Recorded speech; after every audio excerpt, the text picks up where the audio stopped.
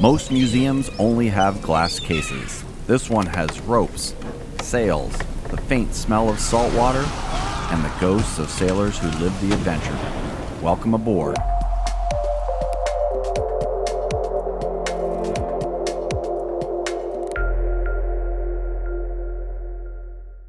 The San Diego Waterfront is a great spot for a walk or bike ride. We were focused on the north end, north of the USS Midway Museum. This area has a few piers. The Broadway Pier and Port Pavilion is where you can find some San Diego Bay cruises and the ferry across to Coronado Island. The Port of San Diego Cruise Terminal, which didn't happen to have any cruise ships on the day we were there, and the Portside Pier has a few restaurants and bars which we would check out a little later. But we were there for one reason, and that was the Maritime Museum of San Diego. Okay, we have our ticket for the Maritime Museum.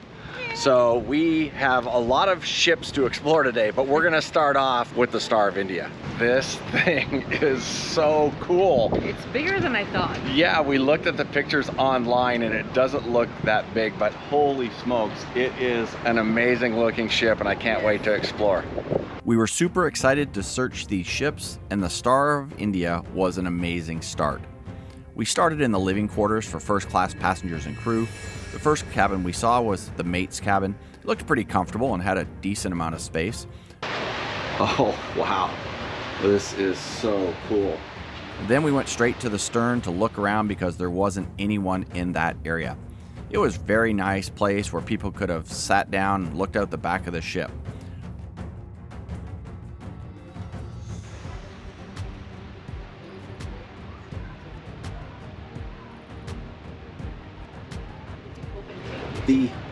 The accommodations aren't too bad, huh? Like, I mean, it's... No, I mean, nice for 1870, and this is people migrating from England to New Zealand in the 1870s. I mean, you have your food pantry, food, I mean, like wash basins. I mean, obviously there was no bathrooms back then, but indoor, outdoor area. Yeah.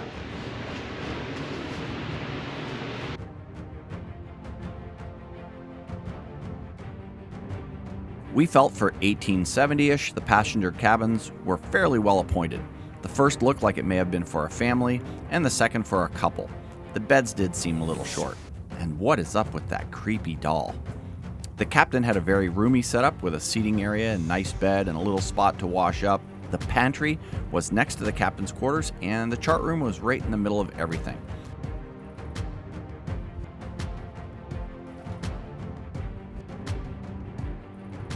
After seeing the first class and captain's quarters, we headed out onto the main deck.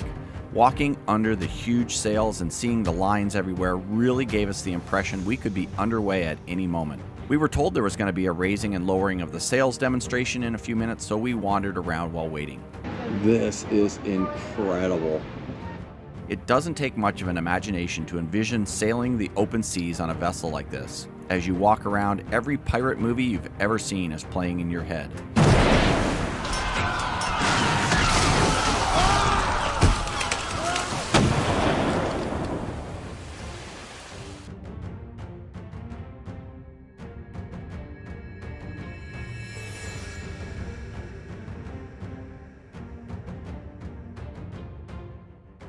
I guess I gave off a pirate vibe because I was chosen to be one of the crew.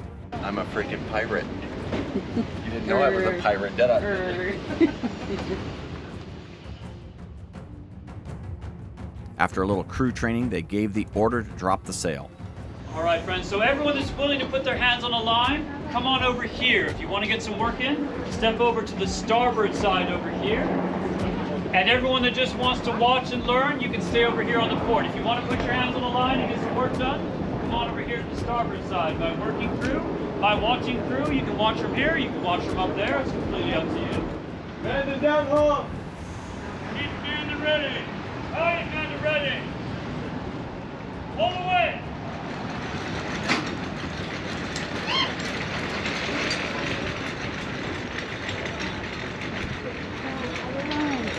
Yes. Can you see it coming down? You're doing a good job. Keep it up. All right, you know what? That wasn't terrible. That wasn't bad for a bunch of green hats. You got nice tension on the line.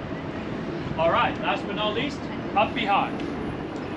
Good response, good response. You never want to be the last person holding that. After the sail demonstration, we explored more of the ship.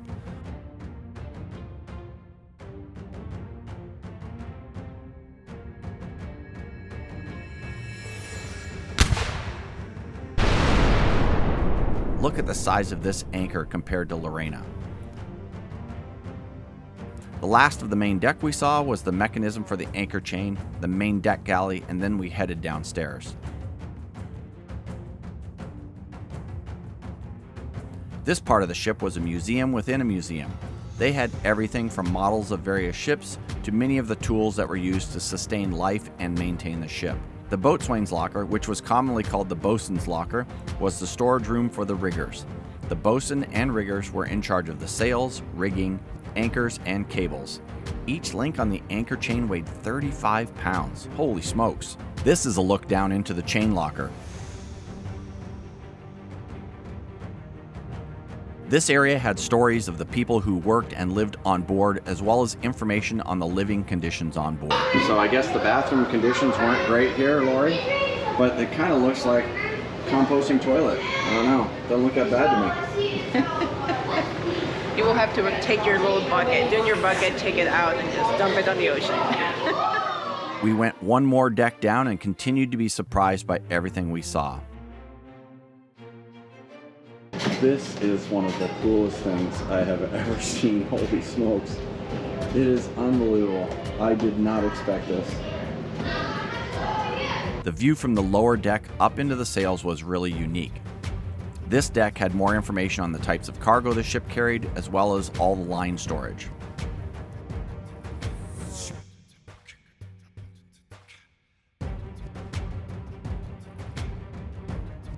Somehow, I got roped into another demonstration. See what I did there? Roped. Why don't you guys come over to this side? We'll put all three on the same side and we'll do a half sail furl.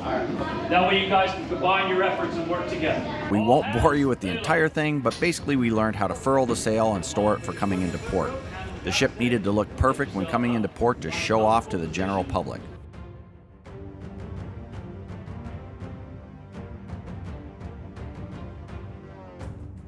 What's crazy about this is the crew would have had to do this while underway, so there might have been winds or swell or other conditions making working 50 to 100 foot up on a sail extremely dangerous.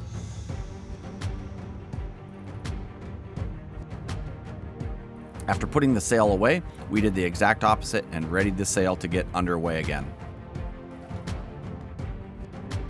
There was so much to see on the Star of India that you could literally spend half a day just on this ship alone. What's in it? Nothing. Nothing. This is not for us. Maybe rat droppings? I think those are coffee beans. It's the first taste is how you find out. Yeah. After checking out the lower decks, we headed back up onto the main deck for one last look around before exploring more of the Maritime Museum. Are you sure you don't want to buy a sailboat? Yeah, we will die in the first month. Ye of little faith. Oh, and these are the stairs down to that captain's area. Oh, yeah. It was a perfect day for the Maritime Museum. Walking around on this boat gave us the feeling that adventure was around every corner. After the Star of India, we headed over to the HMS Surprise. This ship is a recreation of a 24-gun British frigate. Originally built in 1970 as the HMS Rose, this tall ship was designed as a replica of an 18th century Royal Navy frigate based on original Admiralty plans. This ship spent decades as a sail training vessel and attraction. It is incredible inside. As you wander around, you get a really good sense of what life was like aboard a vessel like this. Little did we know that it had undergone extensive modifications for the Academy Award-winning film Master and Commander: The Far Side of the World. The filmmakers meticulously transformed her into the HMS Surprise, a highly authentic recreation of a 24-gun frigate from Great Britain's Nelson-era Royal Navy. In 2004, the HMS Surprise found a permanent home at the Maritime Museum of San Diego, joining the museum's world-class fleet alongside the other ships. This is really cool. This boat is actually from the movie The Master and Commander. They filmed on this boat. You can see the windows behind Russell Crowe here. There's... Look at that. Those are the windows. That is incredible. There's a lot of reflection, but Yeah, a lot of it comes reflection, out. but I'm gonna have to verify that information. But that sure as heck looks like this boat. So that is wild. She has served as both a popular museum exhibit, hosting parties and weddings. Then in 2010, she appeared as HMS Providence in Pirates of the Caribbean on Stranger Tides. On display at the Maritime Museum, HMS Surprise continues to capture the imagination of visitors, offering a glimpse into the age of sail. Guests can explore her decks and below-deck exhibits, which showcase life aboard an 18th century frigate. Whether touring her interior or admiring her from the waterfront, visitors can experience the grandeur of a historic warship brought to life. That's a picture of the movie Master and Commander. I think this guy over on Star of India, Al, I think that's him. Now I'm gonna have to ask him. Now, we didn't have as much time as we would have liked on this ship because we also booked a San Diego Bay tour, and there was only certain times available for that, so we headed over there when we were done with the HMS Surprise. In order to make your way over to the pilot boat that takes you on the bay cruise, you have to cross over a beautiful boat called Medea. We'll check it out when we return from the bay cruise. Wow, this Medea is really cool. What can I say?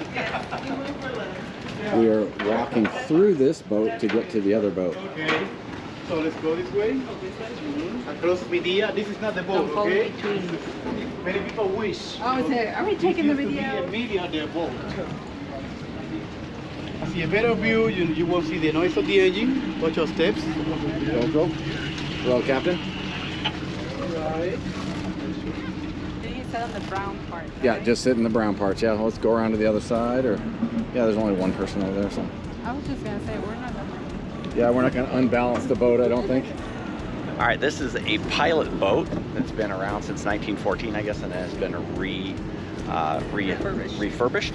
And thank you, Lori. I lost my English language for just a second. It's a $10 added cost to your Maritime Museum admission, so we figured, It's a 45-minute. why not? Yeah, 45-minute tour of the harbor, so we thought that was a pretty good deal. Once on the pilot boat, we were off and cruising in minutes. A harbor cruise like this one gives you a completely different perspective of the bay. And on a beautiful day like this one, it is a super relaxing activity to get out and get some sun on your face. Seeing the huge ocean-going warships from a little boat like this is super cool. You also get a more close-up look at this side of the Coronado Island. The creme de la creme of this bay cruise, though, is passing under the incredible Coronado Island Bridge. The Coronado Island Bridge was originally proposed in 1926 by John D. Spreckles. Yeah, the same guy that has the pavilion in Balboa Park named after him. The Navy didn't like the idea because they thought the bridge might collapse during an attack or an earthquake and strand the Navy ships in the bay. A naval officer even threatened to leave San Diego if the bridge was built. Finally, in 1964, the Navy agreed to support a bridge if there was at least 200 feet of clearance for ships which operate out of the nearby naval base San Diego to pass underneath it. The only way they could get the clearance without it being too steep was to lengthen the bridge, which meant they had to curve it rather than take a more direct path to Coronado. The clearance allowed an empty oil-fired aircraft carrier to pass beneath it, but it is not sufficient for Nimitz-class nuclear aircraft carriers in light load conditions. Construction on the San Diego Coronado Bay Bridge started in February 1967, and the first vehicles crossed on August 3, 1969, during the celebration of the 200th anniversary of the founding of San Diego. You get a quick look at the ship repair yard, and then it's time to head back. On the way back, you cruise closer to the San Diego side. These Coast Guard ships were pretty badass. The Rady Shell at Jacobs Park would be an awesome spot to see a concert. And then you get a completely different look at San Diego Seaport Village and a really close-up look of the Fish Market Seafood Restaurant at Tuna Wharf. This shot of the unconditional surrender statue is not something you can get without being on the water, and how often can you get this close to an aircraft carrier on the water? You really need to take a tour on the Midway, but I can tell you that the U.S. Midway was the longest-serving aircraft carrier in the 20th century. It was named after the climactic Battle of Midway in June 1942. The Midway was built in only 17 months, but missed World War II by 1 week when commissioned on September 10, 1945. Midway was the first in a 3-ship class of large carriers that featured an armored flight deck and a powerful air group of 120 planes. That makes it the lead ship in the Midway class. This yacht was confiscated from a Russian oligarch and is now available for sale from the U.S. government if anybody's looking for a new boat. After the San Diego Harbor cruise, our final area to explore was around the steam ferry Berkeley. First, we checked out the submarine. That was really cool.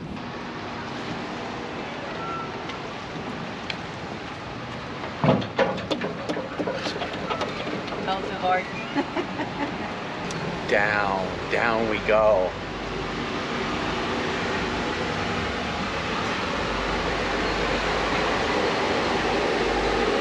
And we're in the submarine. Holy smokes. Is this your first time in a submarine? No, I've been to the one in Disney. No, there is one that we went to, I believe it's in Honolulu. Oh, there you go. Yeah. Right. Good recovery, Lori. What is it? The harbor? Pearl Harbor. Pearl Harbor. You really have to watch your head and toes and knees and arms and elbows and everything as you wander through this submarine. Every spot there is looking to reach out and bite you. It's really tight, and just thinking about the living conditions in this submarine is pretty crazy.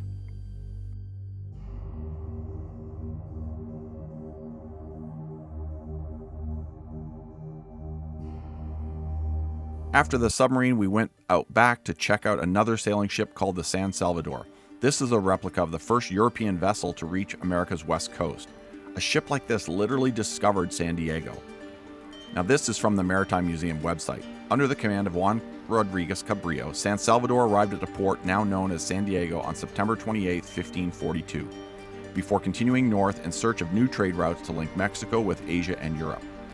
She was the first recorded European ship to sail along Southern California's coast and survey its shoreline.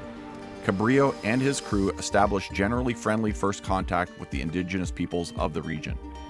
As the founding ship of San Diego and the state of California, San Salvador serves as an origin symbol for the region, much like the Mayflower does for New England. Her story marks the beginning of a shared heritage for the diverse peoples of California, both past and present.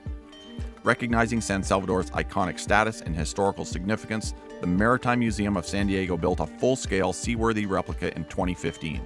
This reconstruction was based on extensive research in early Spanish and Portuguese maritime history, archaeology, and historical records. Experts studied periodic shipwrecks, analyzed historical imagery, and consulted detailed narratives to create what is believed to be an accurate representation of Cabrillo's flagship. Skilled shipbuilders, supported by dedicated volunteers, brought this vision to life. Now, after the San Salvador, we went back inside to wander around the steamship Berkeley. We started on her upper decks, which showcased Victorian-era architecture, reflecting the grandeur of her time. The Berkeley currently serves as the museum's main hub, housing offices, a maritime research library, a model workshop, a museum store, and this upper deck space is used for wedding and events, and it looked like they were prepping for a July 4th celebration when we were there. When you get to the lower deck exhibits, they include a fully restored triple expansion steam engine. At one time it was steam powered, but now they demonstrate how it worked using compressed air. So even the Berkeley ferry boat here in the Maritime Museum is really, really interesting to walk around. Now this is really where most of the museum itself is housed. All kinds of models and maps and all kinds of information on the other maritime stuff in the area and the other maritime stuff that is here in the museum, but absolutely spectacular. You could spend days walking around reading all of the information. And then of course another half day to a day walking through the boats outside. Very, very cool. From the website, they tell us that the Berkeley was built in 1898 by Union Iron Works and was the first propeller-driven ferry on the West Coast and the larger commuter ferry in the U.S. at the time, carrying up to 1,700 passengers across San Francisco Bay for 60 years. She played a heroic role in the aftermath of the 1906 San Francisco earthquake, ferrying thousands of survivors to safety. Declared a National Historic Landmark in 1990 and a California State Historic Landmark in 2000, the Berkeley remains one of the finest examples of a 19th century ferry boat afloat today. In 2003, the Berkeley underwent an innovative hull restoration which is expected to preserve her for another 50 years. This set a benchmark for historic ship conservation. Today, she remains a centerpiece of the museum's collection, offering an immersive look into maritime history and the golden age of steam ferries. Even more than the other ships we boarded, the Berkeley is a museum within the museum. There were so many displays and so much information you couldn't possibly see it all in one visit. Well, you know what that means. We're going to have to get back to San Diego again soon and check out the San Diego Maritime Museum. That was an absolutely incredible spot. It really was. We've been in front of it so many times, and we have never really gone in to explore it. Yeah, I mean, I guess I'm not a big museum guy, but I do like train museums, and obviously now I find out that I like maritime museums and boats and stuff. I mean, I know I like boats, but the museum is just so much information. It was absolute overload. Definitely worth it, and worth with the adding on the bay tour too. Yeah, and I got to be a pirate, which was kind of cool, or get to see a little bit of what a pirate what a pirate goes through, but very, very cool. We're gonna have to get back there again, and we hope that you guys will stick around a little bit, and that means they should what? You have to subscribe. Hit that subscribe button, and we've got the next episode coming up from the Mission Inn in Riverside, and we got to explore some really cool spots there. So we'll see you in the next episode. Bye, guys.